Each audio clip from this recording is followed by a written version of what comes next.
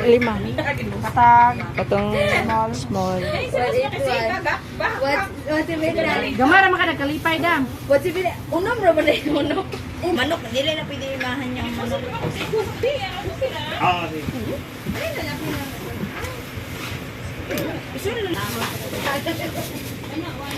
Bila ko fiber. Yes. Yung fiber, yung pagkaano ng ano ba? Yung ano? Yung ano? Yes po. Yung mapahilis na. Yes, na ako. Tao po.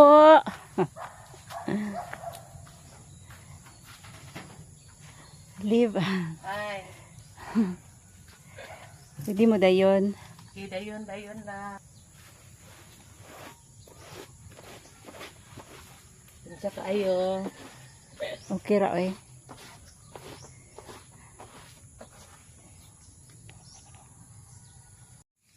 Ay.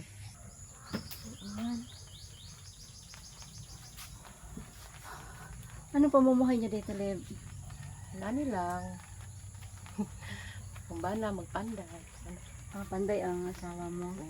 Tapos ilan nga ang anak niyo? Tulo. Tatlo? Opo. Nag-aral sila lahat? Opo. Anong trabaho ng asawa mo? Panday. Ngayon ako tindirang isda. Saan ka Saan ka nagtinda? Sa ano? Sa kuyan ako. Sa kumaguwang. Kay tata? Opo. Saan ka Saan mo? Tabo-tabo. May barangay. May barangay lang. So may display ka doon sa ano? Gabi. Wala. Ay, sa gabi wala? Saan lang? Sa Magsaysay, Tubataan, Patima, Kamandangan. Ano. Ay, doon ka. Tapos araw-araw, hindi. Dili. Lunes, Martes, Satod, Bernis lang. Karong adlaw, Merkulis, wala. So ano yun? Porsyento ka? Adlaw, 300 ang adlaw. Ay, yun na. Tapos ang asawa mo, ay yung trabaho niya, stable. Panday mason. Pero may trabaho siya araw-araw. Dili po, nausahay, wala po. Balay-balay raman, ay mukuha siya, anak. Mura siya parang on-call. Kapag may Mukuha siya. ulan na naman, kung mayroon akong grupo sa YouTube, isang charity. Tapos ako ay inatasan dito sa Mindanao na mamahagi. Parang isa akong charity vlogger. Tapos ikaw ang napili ko na kita. Kasi ako dito, padaan-daan ako dito, ako sa iyo na. Ikaw ang ma-scout ko na tutulungan sa grupo namin. OFW charity group. Ito na po yung kapitbahay namin dito na i-scout ko sa bukid sana ako doon sa Boringot, kaso maulan, delikado ang daan. Sabi ng mga kasama ko, dito lang muna ako maghanap ng ka-scout ko na tutulungan. Ito na po siya yung kapitbahay namin. Sobrang hirap po ang kalagayan nila dito. Yung asawa niya hindi naman stable ang trabaho, parang ano ba yung tawag dun, carpenter or construction worker. Tapos nag-alalay din siya sa asawa niya na ah, pamumuhay nila, nagtinda siya ng isda sa kapatid niya sa iba't ibang lugar. Pero hindi naman araw-araw.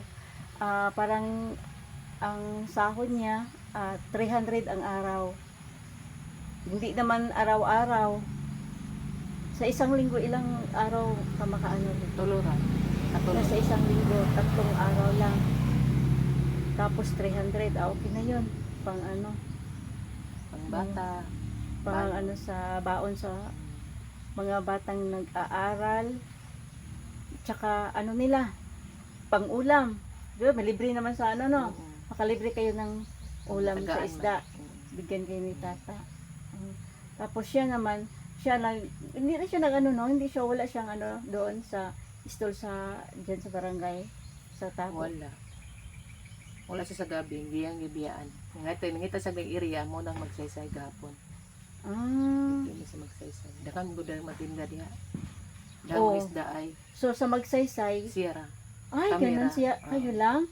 Tapos hindi araw-araw. Hindi. Ano yung tabo pa rin. Tabo. Magsaysay, saan sa Yung Compostela? bataan. Asan yung bataan? Tapos, ano doon, mas maraming ano doon, mabinta nyo sa isda. Oo. Kaya may lain ko, wala siya kalaban ba? Siyara yun. Kamera nga po, isda ay. Ayun. Tapos, anong araw? Sa Lunes, Fatima kami sa Kamanangan kahapon sa magsaysay. Karong birthday sa Panag na po niya. Panag. Ayun lang. Sa isang linggo, 3 Oo. bisis. Merkules ay bis, wala na. Para karon wala, standby na. At saka linggo, simba. Simpan.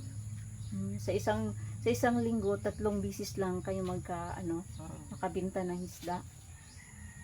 Tapos naman, okay naman yun. Parang kayong mag-asawa nagtutulungan na ito, may ibigay ako sa iyo na grocery, kunti lang grocery, pero makatabang na siguro yun sa iyo sa isang araw na ninyo. Kasi pa kami, maliit na grupo pa lang kami, charity, bago pa lang kami. At saka may kami, mga 30 na yata kami na mga grupo. Tapos may special sponsor kami na 5. Oo, yan. Ito ang namin. Ito ang ibigay ko sa iyo, ari ko. Ay, salamat.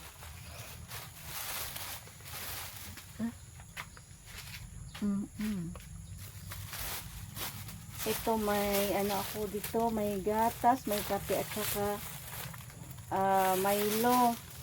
Tapos ito may itlog at saka mantika. Tapos may dilata dito. May sardinas at saka may corned beef. May tuyo at saka bihon, yun lang. At saka bigas. Antay, salamat. Ito po, FW Charity Group, ito nabigay ko po sa kanya yung groceries. Kunti lang tulib, pero anong masasabi mo sa OFW Charity Group? Dako ko pagpasalamat sa inyo ha, sa inyong mga tabang nga sama namo, no. Dagay kasalamat ang Dios pagapanalangin ninyo, daghan pa mo tao nga matabangan. Medyo lisod jud ko may istorya kay na mild stroke ko to. Na-mild stroke ka? Wala di kayo ko makakuha sa pagsulti ta. Na pag mild stroke na ko na damage sa kong pagsulti. Wala ko siya mag-amping ko magsulti, di ko mamali, ba? Pero ang hindi mo naapektahan ang mo? Half body din. Ganun ba? Bugat, sakit, Hanggang ngayon, na iniindap mo pa yun ng sakit? Pero kayahan lang. Ganun ba? Mag-ano ka kaya, yung sambong, mo ilaga tapos ganyan? Ay, Pero nag-therapy. Katong primero na ko pagka mild stroke, therapy ko, pero Ilang beses ka na pala na first pa. Una first. pa. Dili ako. Mag-ano ka na? Oo. Mag-ingat ka na hindi na Kalang, exercise. Oo, exercise. Exercise talaga, number 1. Walking. Oo. Tapos, yung pagkain mo, Limit na. limit na sa sa karne, sa yung bigas, mo. yung mag-ano ka na ng isang, Cup. isang ano lang, isang cup lang kainin mo. Just kasi pagkain, mahirap na. Kasi, ang sakit ngayon na ano, yun kadalasan, stroke. Tapos, ano ka din, ingat ka sa pagkain na mataas ang sugar. Kasi karamihan din ngayon, Malaki. oh, Kung mga iyan, nangamatay sa tas sugar. sa sugar. Stroke pala. Yun Muna na. ako, nag-adjust ko sa kong kaon.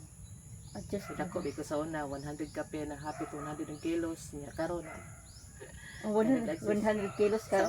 sa una, yun, dako dito Grabe, sa no? una. Dako pa ko ni ate sa una. Eh, ganun ba?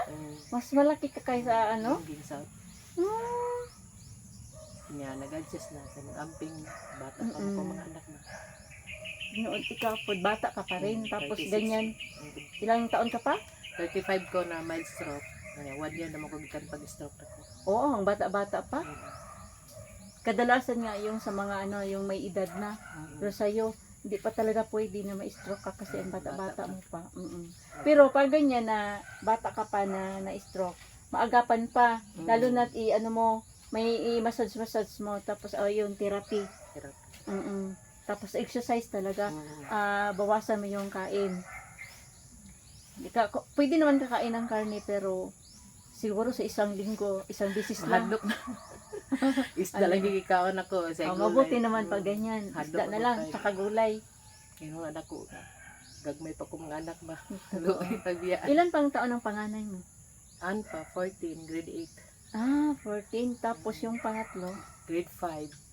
grade 5, mga 10 years, 11 Yan na years. pa ko 7. Grade 1. Na may ano ka pa, 7 years. Yung parang bunso mo, 7 years. Pwede pa masundan. Ngayon na. Hindi na. Tama na. So ito na po, OFW Charity Group. Naibigay ko na po sa kanya yung unang na-scout ko dito sa amin. Malapit lang ito sa amin, kapitbahay namin. Yung mga parents niya, kakilala namin dati pa. Kasi kapitbahay lang namin dito.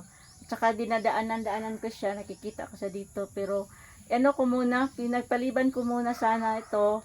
Sa susunod na pala yung ano ko. Kasi ang ano ko, doon sa bukid, babalik ako doon. Pero maulan, kaya ito na lang, inano ko na siya dito. Kaya maraming salamat po sa inyong lahat. Lalo na sa mga special sponsor, sa inyong bigay tulong sa kapwa na nangangailangan. Hindi na kami magtagal, Lev. Sige. Ito na po ang Daghang salamat. Daghang salamat. Ang Diyos magabalos ninyo. Daghang salamat. Okay. United of One, Youth Charity Group. Pag-ibig ang dalangin sa bawat kamay na nag-aabot. May pag-asang darating. United of Youth Charity Group. Liwanag sa dilim, unting tulong dakilang gawa. Pagmamahalang siyang hingig ng lahat. Bawat ngiti ng tinutulungan. Kaligayahan ang kapalit naman.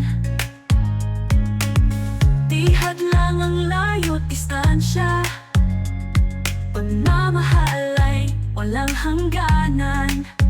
Walang maliit, walang malaki. Sa pusong bukas magbigay silbi. Pagmamahalan at siyang daan nagpupulot sa ating bayan. United of Value, Youth Charity Group. Pag-ibig ang dalangin sa bawat kamay na nag-aabot. May pag-asang darating. United of Youth Charity Group. Liwanag sa dilim, unting tulong dakilang gawa. Pagmamahalan siyang himig ng lahat.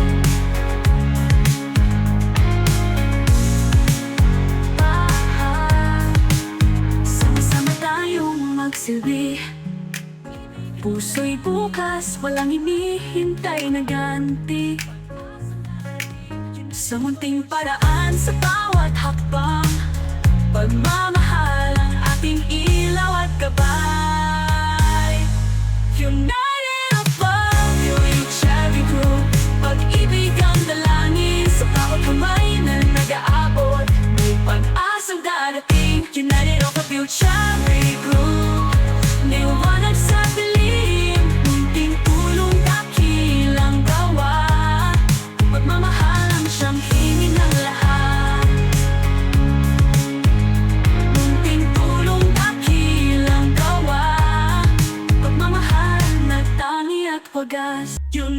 United Abang Royal Cherry Group. Pag-ibig ang dalangin sa bawat kamay na nag-aabot. May pag-asang darating. United Abang Cherry Group. Liwanag sa dilim, unting tulong dakilang gawa. Pagmamahal ang siyang himig ng lahat. Bawat ngiti ng tinutulungan, kaligayahan ang kapalit naman. Di hadlang ang layo't distansya. Pagmamahal ay walang hangganan. Walang maliit, walang malaki, sa pusong bukas magbigay silbi. Pagmamahalan at siyang